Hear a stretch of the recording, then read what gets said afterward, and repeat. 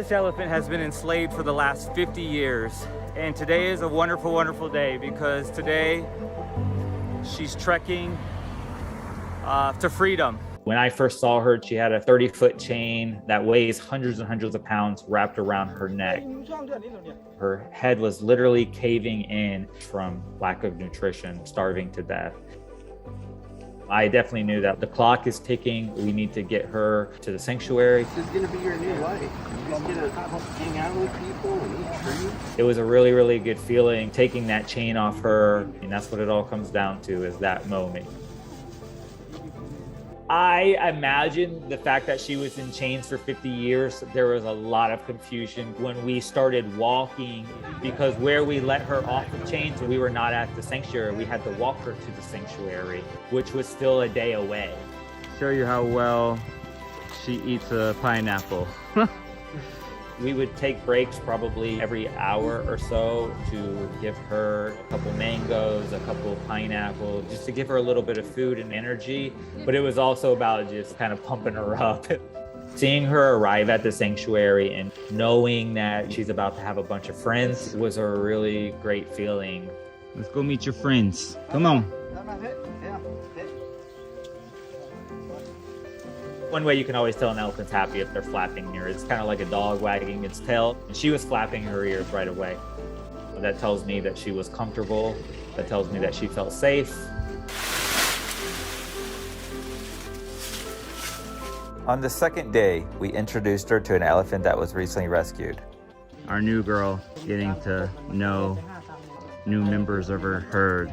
We are just so excited to have her here and be chain free and living a life where she can just get fat and happy with her new pal. One day I was literally just watching a documentary about Asian elephants and the abuse that they go through. And I was so inspired by that documentary. Within an hour or two of watching, I bought a plane ticket to Southeast Asia to go rescue an elephant.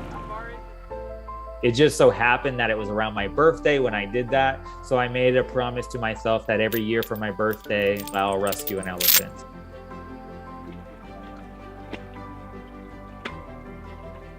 So far, we've rescued 4 elephants.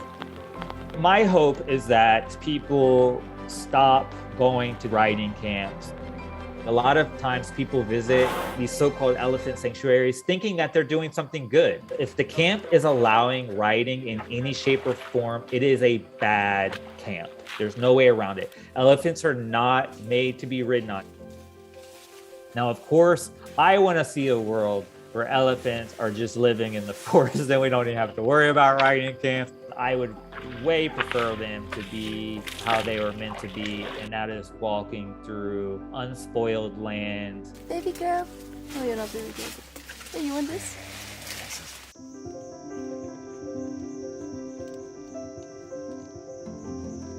I wanted to introduce you to Bolcom. She is a 49 years old logging elephant. She has to pretty much log from sun up to sundown. So Plenty Peace is out here on a rescue mission trying to see if we can negotiate her freedom. She brings roughly 10 logs a day. Literally within the first minute of seeing her actually log, I knew in my heart, this is the elephant that we're going to rescue. It's just really shocking to see all the stuff that they had to put around her just to carry these logs, and the damage that these chains and carrying these logs do to her physically. The reality is these elephants are not designed to carry logs. These elephants are not designed to let people ride on top of them. The owners brought her literally halfway to the rescue, and they just dropped her off to us in the middle of the highway. And that's where we began her walk to freedom. This is kind of funny. We've been walking for the last 3 or 4 hours or so, and she requested to make a pit stop when she saw this corner store, and this lady's kind enough to get her some water. Super, super sweet. She's hot. Is that good? Is that good? Well, that does feel good, actually. All right, we're almost home free. Just gotta convince her to walk across this river. We had walked for roughly 20 miles right before getting to the rescue, but we had one more major hurdle that we had to get past, and that was getting across the Mekong River. I definitely did not know once entering the water how fast the water was moving. And I mean, at one point, once we started crossing, it came to a point where we were saving each other because the water started sweeping me away and pushed me into her. And I had to use her to keep my body up. We need your help. Now we're rescuing each other.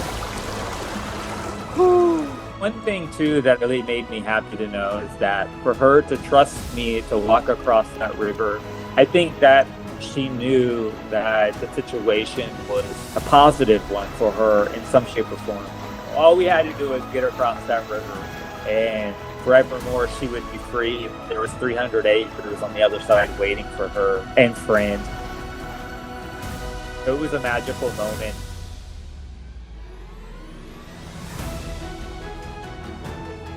Making friends. They're getting to know each other. Out of all the elephants that I've ever rescued, she is definitely the happiest and the sweetest. This is really amazing. We just rescued this elephant and the villagers have come out to do a blessing ceremony.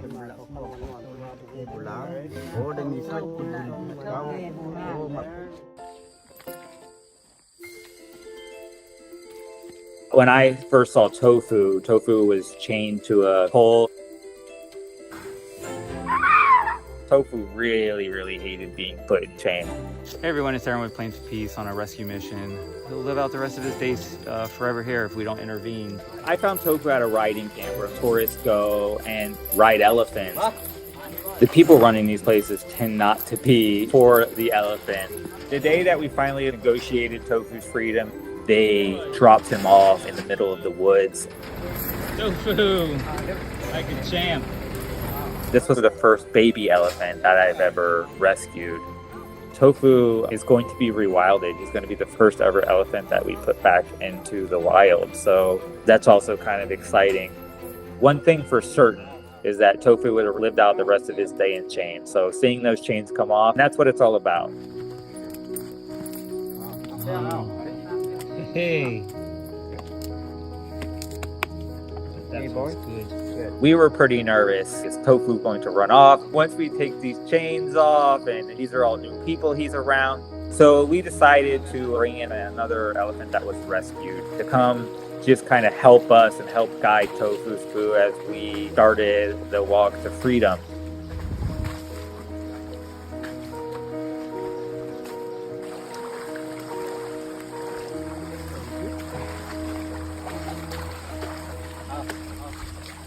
Got some really good news. Once this baby boy crosses this little stream, he'll forever be free.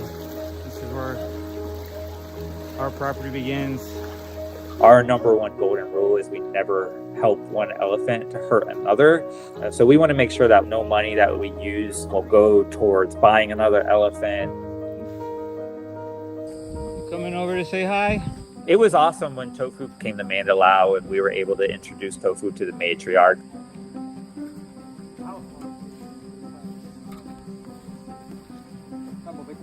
You come in to say hi to the baby?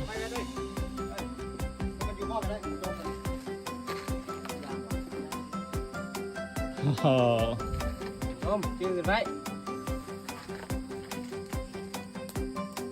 It was one of the most adorable things I've ever seen. They walked up to each other in their curiosity and they gave each other a little sniff, and they looked like they'd known each other their whole life. It was really sweet to see the matriarch take him in and share some sugar cane together. It's just a really sweet moment for sure, something I'll never forget.